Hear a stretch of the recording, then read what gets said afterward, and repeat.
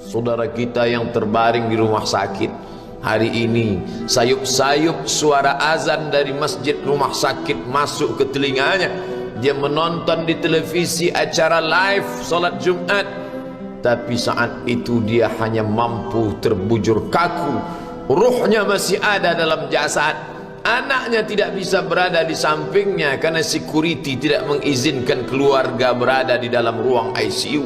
Dia duduk di dalam. Suara terdengar, azan bersahutan, hayya 'alas salah, mari salat, hayya 'alal falah, mari menuju kemenangan. Dia hanya bisa meneteskan air mata. Kenapa? Kalau dulu dia waktu sehat sempat beribadah, penyesalannya tidak terlalu banyak. Tapi kalau di saat sehat walafiat tak sempat untuk menempelkan kening ke lantai, tak sempat melangkahkan kaki ke rumah Allah, tak sempat mendengarkan khutbah, maka tak ada duka di atas duka. Air mata yang meleleh tak dapat mengembalikan masa lalu. Lan tarji'al ayyamul lati madat, yang lalu tak dapat diulang kembali. Air mata darah menangis, yang sakit tak akan sembuh, yang mati tak akan hidup. Penyesalan selalu datang di akhir perbuatan. Belum pernah orang menyesal sebelum perbuatan berlalu. Selalu penyesalan di akhir. Di saat itu penyesalan tak lagi bermakna. Apa kata mereka ketika melihat azab Allah? Rabbana, hai Tuhan kami, ya Rabb kami, absarna, mata kami sudah melihat azab, wa sami'na, telinga kami sudah mendengar suara tangisan, teriakan, pekikan di dalam neraka. Farji'na, kembalikan kami lagi ke dunia, na'mal salihah, kami ingin beramal saleh, inna muqinun, kami yakin seyakin-yakinnya. Tapi saat itu penyesalan tak lagi bermakna, karena dunia tak mungkin utuh semula, karena sudah menjadi sunnatullah yang lampau tak akan kembali.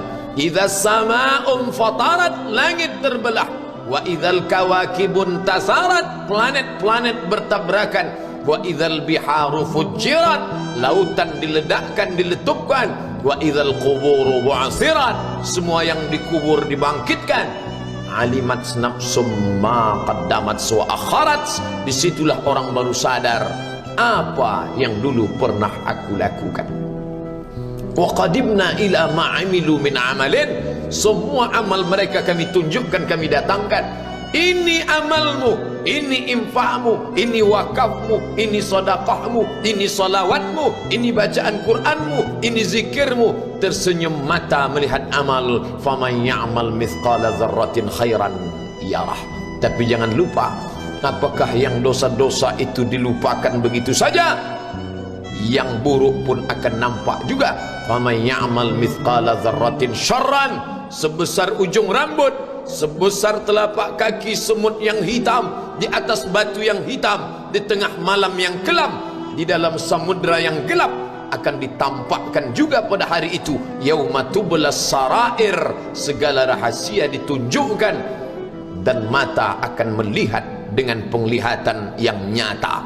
Mulut tidak lagi bisa menjawab. Al-yauma nakhtimu ala afwahihim, hari itu mulut kami kunci, karena mulut itu yang dulu pandai mencari-cari alasan, bersilat lidah, maka hari itu lidah dikunci. Wa tukallimuna aydihim, tangan mereka kami buat bicara. Wa tashhadu arjuluhum, kaki bersaksi.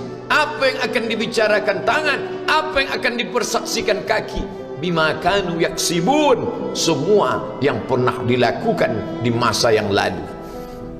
Berapa atasanmu sanggup memberi gaji sehingga begitu enteng kau tinggalkan solatmu? Apa yang dijanjikan istrimu sehingga begitu enteng kau berikan yang haram, hanya rayuan sesaat, padahal dia pun akan meninggalkanmu sebelum masa tua tiba? Apa yang dijanjikan anak-anakmu? Ayah, kami akan menjagamu di hari tuamu nanti, maka berikan kami yang kami inginkan, belikan kami rumah yang besar, belikan kami kendaraan yang mewah, nanti setelah hari tua kami akan menjagamu, kata mereka. Tapi setelah kita tua, dosa-dosa begitu banyak terkumpul, mereka pun meninggalkan kita di panti jompo yang penuh dengan kesunyian, hening, sepi, suara cucu tak terdengar menangis, karena mereka pun malu mengakui kita sebagai orang tua. Suapkanlah yang haram ke mulut mereka, berikanlah yang batil ke dalam perut mereka, itu hanya akan menjadi azab di dunia sebelum hari kiamat tiba. Ish ma syi'ta, hiduplah sesuka hatimu. Ish ma syi'ta, apa yang mau kau makan, makanlah. Apa yang akan kau bekerjakan, kerjakanlah. Fa innaka mayyit, tapi ingat, kau akan menjadi mayat, kau akan mati. Semua akan diminta pertanggungjawaban di hadapan Allah Subhanahu wa ta'ala. Hari ini orang boleh tertawa, hari ini orang boleh merasa dunia dia yang punya, tapi sampai masanya yang hijau akan berubah menguning, yang kuning akan mati, yang mati akan menjadi debu, yang debu ditiup angin hampa tak bermakna. Lalu apa yang akan dibawa menghadap Allah Subhanahu wa ta'ala? Amal saleh.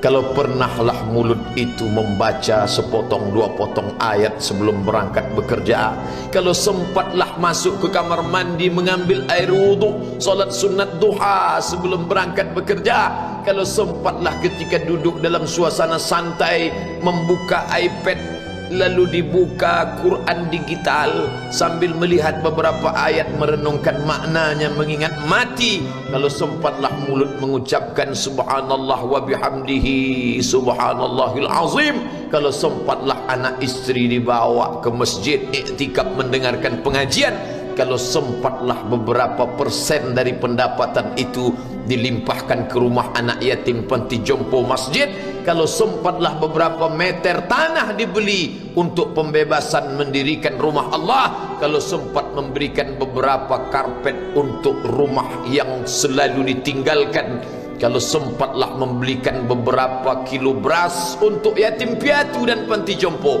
itu yang akan menolong di hadapan Allah. Adapun rumah besar dengan beberapa semen, dengan beberapa busi yang banyak, semua akan menjadi tinggal kenangan. Mereka akan menjual, membagi-baginya.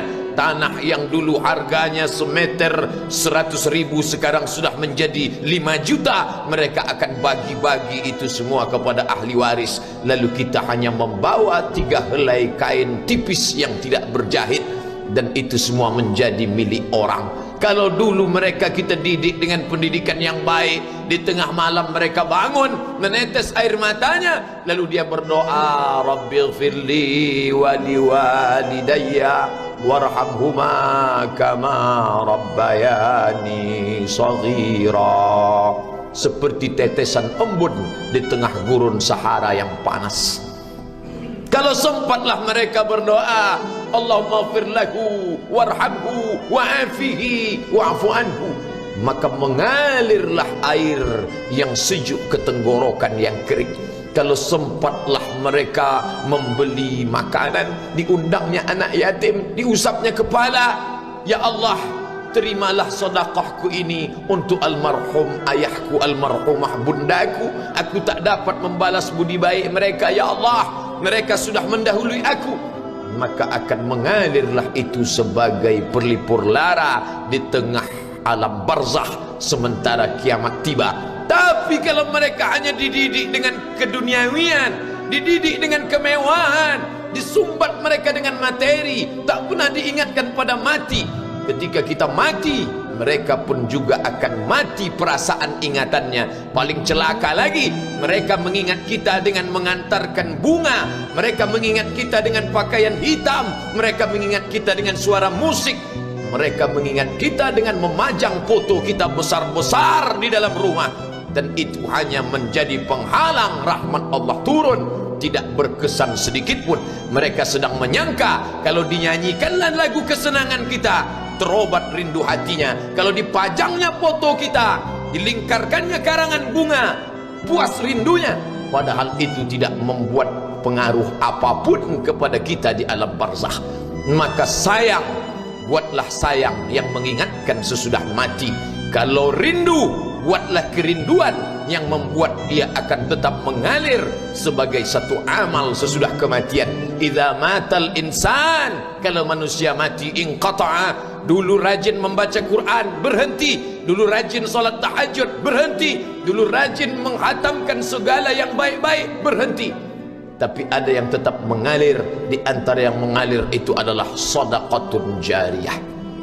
Sempat membelikan beberapa bungkus nasi, nampak orang tua di panti jompo menyuap nasi itu, menggeletar tangan mereka karena usia lanjut, menetes air mata. Kita bukan sedang melihat orang tua, kita bukan sedang melihat orang lain, saat itu kita sedang melihat potret diri kita 30 tahun yang akan datang. Di mana aku 30 tahun akan datang? Surga, kenikmatan yang luar biasa, tapi dia tidak akan dimasuki oleh orang yang biasa-biasa. Solat biasa, baca Quran biasa, zikir biasa, untuk mendapatkan yang luar biasa, maka itu bukan perimbangan ibadah yang fair. Hanya dengan solat wajib biasa, hanya dengan baca Quran biasa, hanya dengan zikir biasa, hanya dengan sedekah biasa, berharap akan masuk ke dalam surga yang luar biasa, maka sungguh bukan suatu perimbangan perniagaan yang seimbang antara makhluk dengan Khalik Allah Subhanahu wa ta'ala. Khutbah Jumat ini kembali mengingat kita, mengajak merenung bersama. Kita ini mau kemana? Di sini untuk apa? Yang kita bawa menghadap Allah itu apa? Apakah nama, jabatan, kebesaran, harta benda ikut menghadap Allah? Tidak. Dia akan tinggal menjadi puing-puing kenangan. Yang akan dibawa adalah amal saleh. Makanya kita selalu berdoa selesai wudu, Allahumma ja'alni minat tawabin waj'alni minal mutatahhirin, ditutup dengan waj'alni min ibadikas salihin, karena orang yang soleh lah yang selamat dari kerugian, yang lain rugi. Innal insan, semua manusia lafi khusrin, rugi. Yang kaya rugi, yang punya kuasa rugi, yang ganteng rugi, yang punya anak rugi, yang punya istri rugi.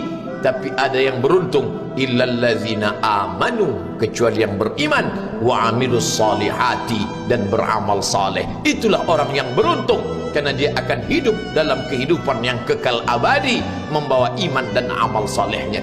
Kalau sampai hari ini masih bersemayam di dalam diri kita, mari kita jaga. Dan kita berharap kepada Allah husnuzan, Allah menutup usia kita ini dengan husnul khatimah. Ketika itulah malaikat datang memanggil, menyambut, ya ayyatuhan nafsul mutmainnah, wahai jiwa yang tenang, irji'i ila rabbiki, kembalilah engkau kepada Tuhan Rabbmu, radiyatan mardiyah, engkau ridha kepada Allah, Allah pun ridha menerima engkau sebagai hambanya. Fadkhuli fi ibadi, masuklah engkau ke dalam golongan hambaku. Wadkhuli jannati, masuklah engkau ke dalam surgaku. Saat itu ruh keluar dari badan seperti tetesan air di hujung daun yang lembut menetes.